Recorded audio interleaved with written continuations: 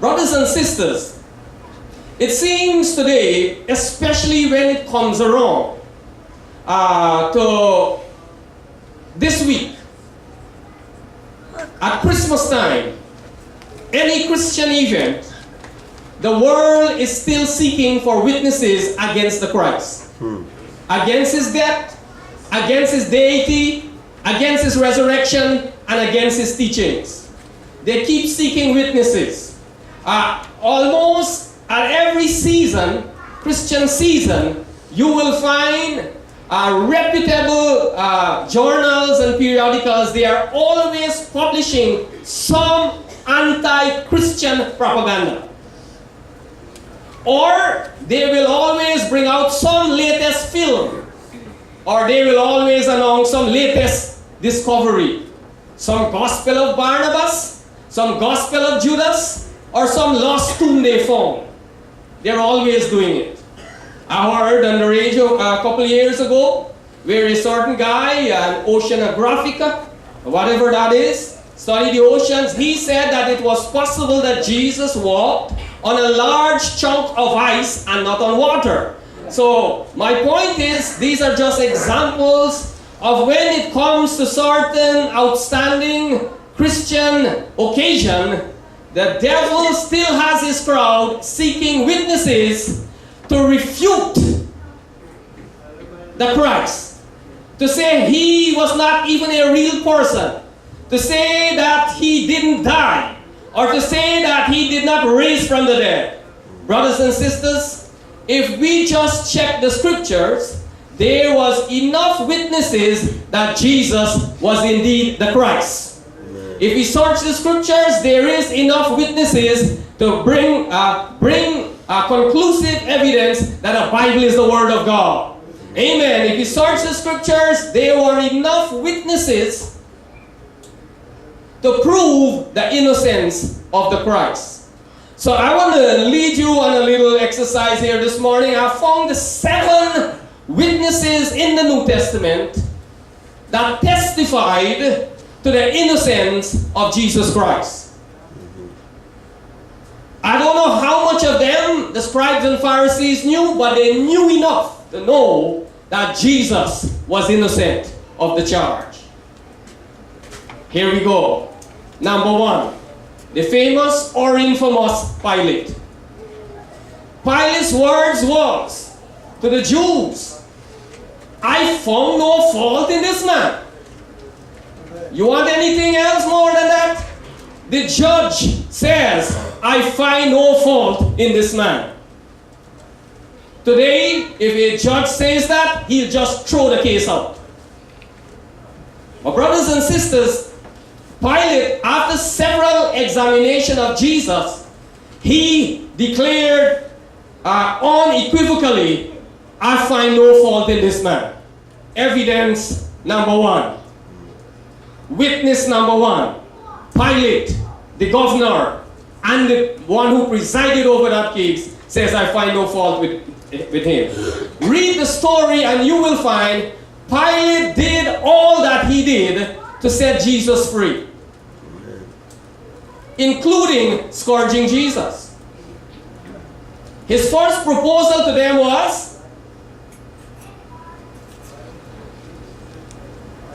at your feast, I have a custom, and I want to honor that custom. I normally release a prisoner, and I have a notable prisoner, guilty of sedition, guilty of revolution and stirring up riot amongst the people, guilty of murder. That is, he broke the law. Thou shalt not kill. I have him and I have Jesus. Pilate knew that the Jewish people did not like Barabbas.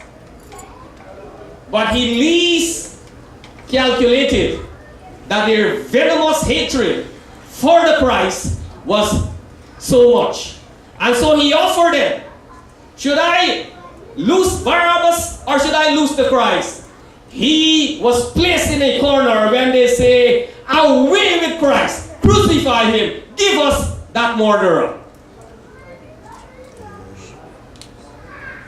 But Pilate knew that he was innocent. Secondly, Pilate said, I'll scourge him and let him go free. They were not satisfied with that scourging.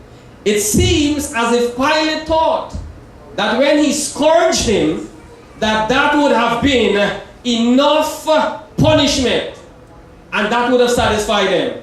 But brothers and sisters, they were out for execution and nothing less than that.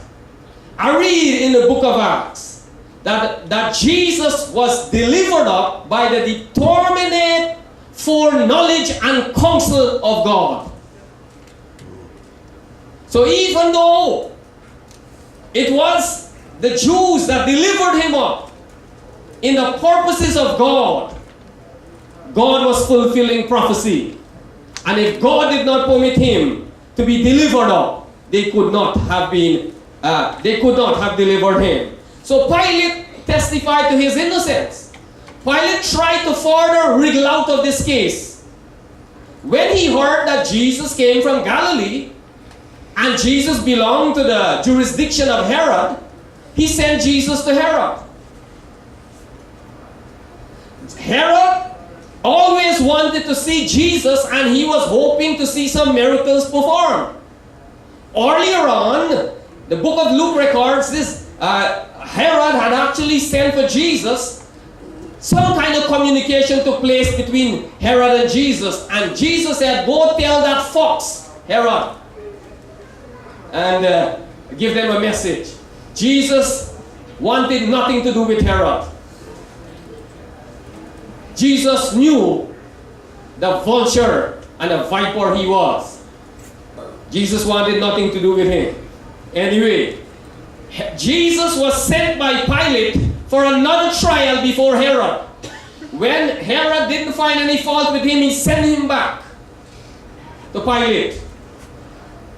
And Pilate put forward to that council, listen, I examined this man, I found no fault in this man. I sent him to Herod, and Herod also did not find any fault with him. Amen. So we have two legal and political witnesses testifying to the innocence of Jesus. Herod and Pilate. Those men were authority, the political and legal authority of the day. They declared Jesus innocent. Those evidences were not enough. Thirdly, witness number 3. Let's call Mistress Pilate to the stand. Pilate's wife, for some reason, had a dream or dreams. And it was so convincing that she knew that this was an innocent man. Anyway, nowhere in the world can you go to a court and says, I dreamt Mr. So-and-so committed the murder. You can't do that. Right, Brother Jane? That's not acceptable evidence. But brothers and sisters, a wife who had a revelation, this is spiritual evidence now. We have two political and legal evidence. We now have a spiritual evidence. A revelation, an unusual revelation. And Mistress Pilate ensures he sent a message to her husband and said, listen, I don't want to intrude upon your job and your position, but I want you to know that I suffered certain things in a dream today, and I am convinced that this is an innocent man. Have nothing to do with this innocent man. Brothers and sisters, Pilate was further back in a corner. All his examination did not prove this man guilty. His conscience did not tell him that this man was guilty.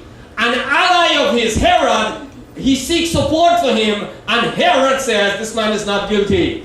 His darling wife sent a message and says, honey, if she was American, the guy is not guilty.